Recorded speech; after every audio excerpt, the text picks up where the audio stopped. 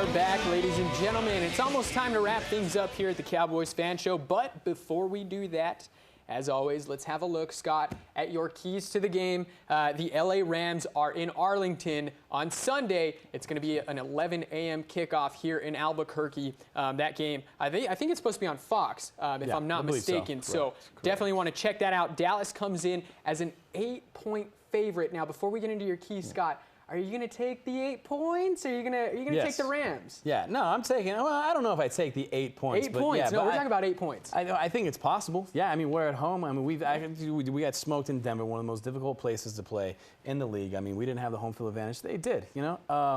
We go on the road and we win in Arizona. And they got a tough D-line. We played some good ball. Take the 8 points, ladies and gentlemen, according to Scott. I didn't tell you that. Now, Scott, it is now time for your keys to the game. So, Cowboys taking on the Rams at home. What is your first key to beating this Rams team? Yeah, before we get into all our predictions, let me tell you what I think that our keys to the game are, how I think that we're going to beat these Los Angeles Rams. Number one, stop Todd Gurley.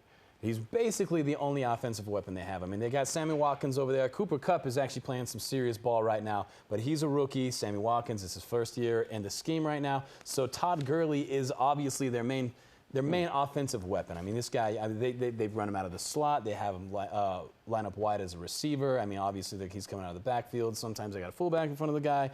You know, they're doing a lot to move this guy around and get him the ball. He's their playmaker. I do believe that we can stop this guy. Yeah, Todd Gurley last week on Thursday Night Football against the San Francisco 49ers, 28 carries, 113 yards. He also had 2 touchdowns. And this guy, Todd Gurley, if you haven't known this guy's story, I definitely advise you to look it up.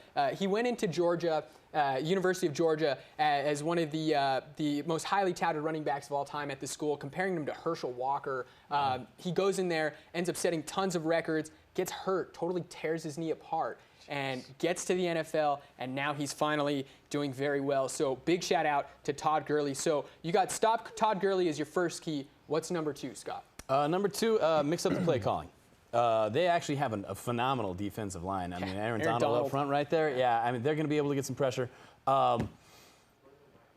As long as we mix up the play calling the way that we did last week, then everything is going to be just fine. We're going to have to do the same thing that we did last week, move the pocket around, roll Dak out, you know, some play action, and that's what we're going to have to do to get this offense going. Because, I mean, they're going to stack the box just like everybody else, and we're going to have to counteract that. You know, when you say change up the play calling, one play specifically from Monday Night Football comes to my mind, and it was the read option. There from about 5 yards out. Yeah. As we showed you earlier on in the show, they left the end unblocked, let him crash on Zeke, and Dak pretty much walked and then flipped into the end zone. So I agree with you on that. So we've got stop Gurley, mix up the play calling, your third and final key. Third and final key is going to be we got to protect this football.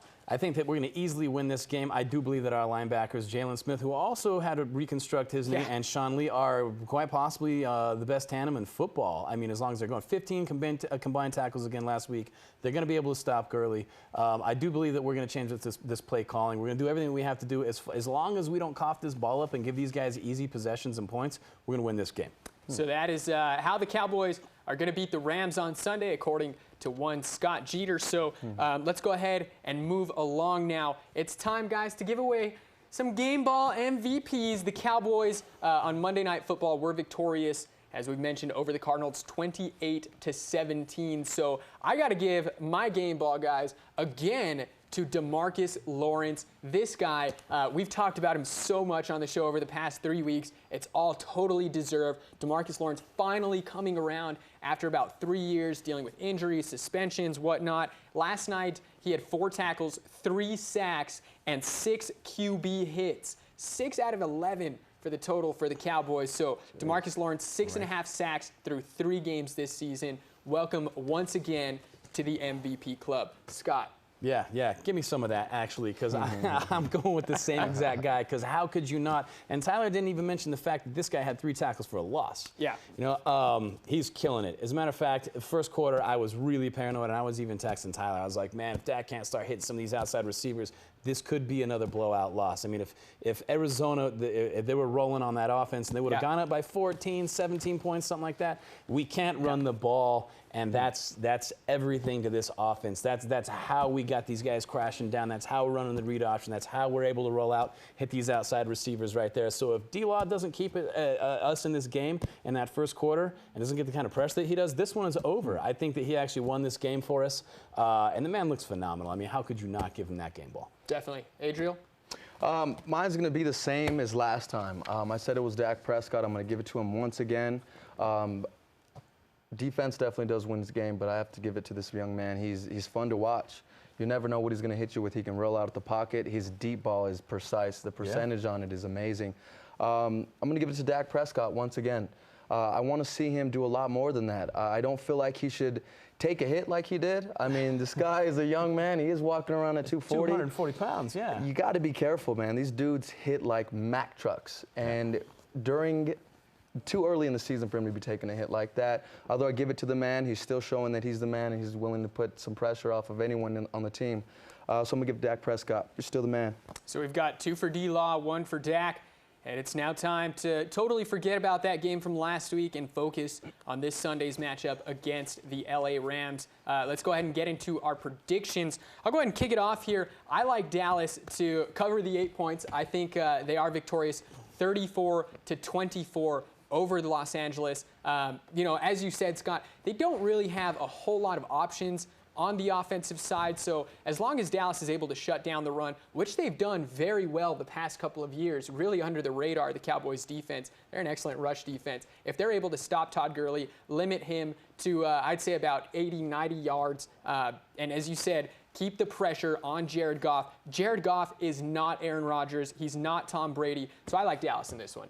Yeah, I got to agree with you on that one. I didn't take the 8 on that one. I said 31-27, but honestly, it could be more than that. I don't see us having to put up more than 31 points on these guys. I do think they're going to be able to get to 27, but we're going to just eat the clock up in the fourth and be done with these guys. Adriel? I think this game is going to prove a lot. Right now, these young cornerbacks, we're about to figure out who they really are. If they're going to be throwing that ball, they're going to have to go up and get it. They're going to have to defend really well.